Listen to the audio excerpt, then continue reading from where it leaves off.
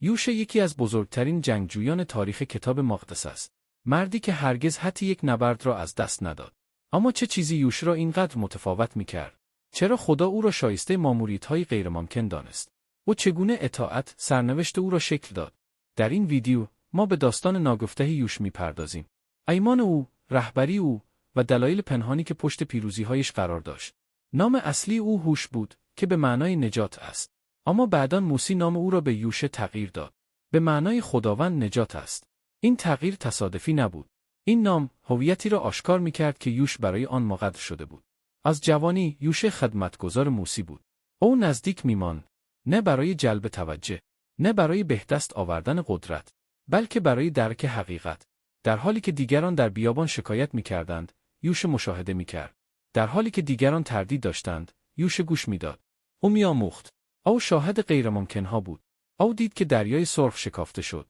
او دید که دیوارهای عظیم آب ایستادند. در حالی که قوم اسرائیل بر زمین خشک عبور می‌کردند. او دید که خدا هر روز از آسمان منا می‌فرستاد. وقتی هیچ منبع دیگری برای غذا وجود نداشت. یوشع نخستین بار خود را به عنوان یک جنگجو در نبرد با امالیقیان ثابت کرد.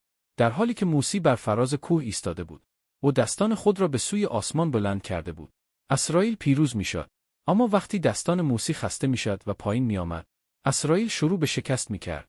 یوشع در دره می‌جنگید، نه با تکیه بر شمشیر خود، بلکه با ایمان به این حقیقت که پیروزی در دستان خدای بالای سر اوست. بعدها یوشع به عنوان یکی از 12 جاسوس برای بررسی سرزمین موعود انتخاب شد. آنچه دیدند ترسناک بود. شهرهای مستحکم، دیوارهای عظیم، ارتشهای قدرتمند، غول‌ها در آن سرزمین. 10 جاسوس با ترس بازگشتند، اما تنها 2 نفر با ایمان بازگشتند. یوشع یکی از آن 2 بود. در حالی که دیگران بر غول‌ها و دیوارها تمرکز داشتند، یوشع بر وعده خدا تمرکز کرد. او باور داشت که اطاعت قوی‌تر از قدرت بدنی است. ایمان بزرگتر از تعداد نفرات است. او کلام خدا سنگین‌تر از منطق انسانی است. همین ایمان بود که یوشع را از دیگران جدا کرد. وقتی دوران رهبری موسی به پایان رسید، خدا قوی‌ترین مرد را انتخاب نکرد. محبوب‌ترین فرد را انتخاب نکرد. فصیح‌ترین سخنران را انتخاب نکرد. او یوشع را برگزید. مردی شکل گرفته از فروتنی، انضباط و اطاعت. یوشع ذاتاً بیباک نبود. به همین دلیل خدا بارها به او گفت: قوی و دلیر باش. برای یوشع شجاعت به معنای نبود ترس نبود، بلکه تصمیمی بود برای اعتماد به خدا. با وجود ترس، اریحا یکی از قدیمی‌ترین و مستحکم‌ترین شهرهای جهان بود. دیوارهایش بلند بودند، ضخیم بودند و نفوذناپذیر به نظر می‌رسیدند. از دید انسانی، اسرائیل هیچ شانسی نداشت. اما خدا به یوشع یک نقشه‌ای نظامی نداد. او فرمانی داد که کاملاً برخلاف منطق بود. برای 6 روز، سپاه هر روز یک بار دور شهر می‌چرخید.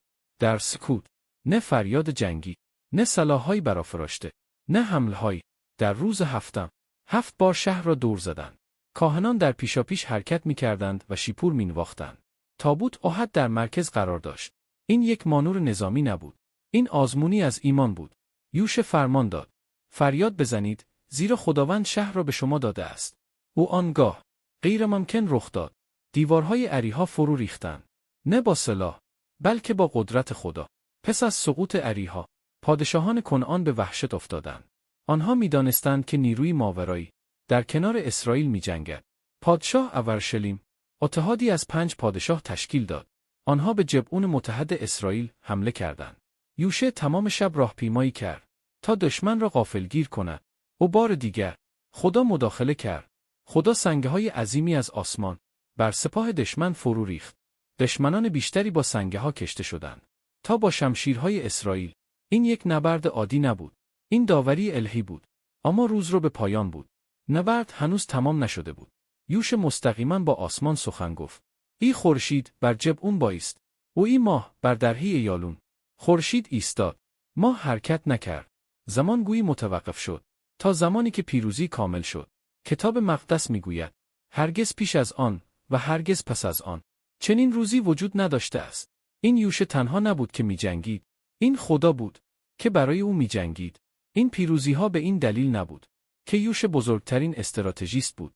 آنها اتفاق افتادند زیرا او کاملاً مطیع بود. وقتی یوشع حرکت می‌کرد، خدا با او حرکت می‌کرد.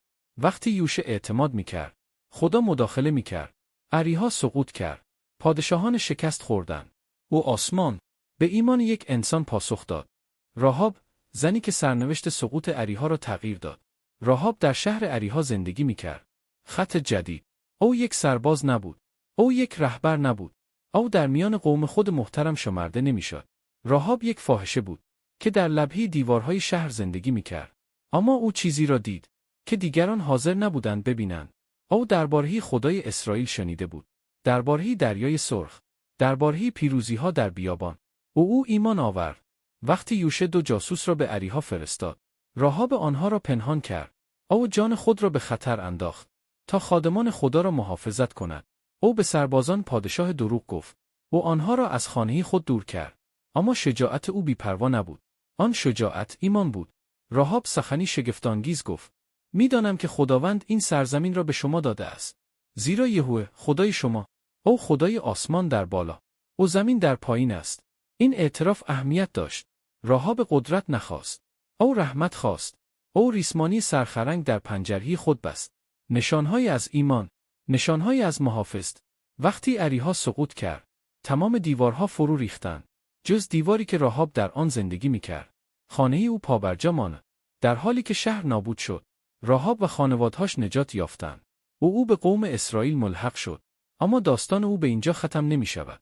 راهاب بعدها بخشی از نسل پادشاه داوود شد. او حتی از نسل عیسی مسیح، زنی که زمانی طرد شده بود، به بخشی از نقشه رستگاری خدا تبدیل شد. راهاب به ما درسی جاودانه می‌آموزد. خدا انسانها را بر اساس گذشتهشان انتخاب نمی‌کند، بلکه بر اساس ایمانشان. ایمان می‌تواند در غیرمنتظره‌ترین مکانها یافت شود. او اطاعت می‌تواند از نامحتمل‌ترین دلها برخیزد. راهاب به ما یادآوری می‌کند هیچ کس آنقدر شکسته نیست که خدا نتواند از او استفاده کند. هیچ گذشته‌ای آنقدر تاریک نیست که قابل رهایی نباشد. او گاهی نجات وارد یک شهر می‌شود از طریق یک تصمیم آمیخته با ایمان.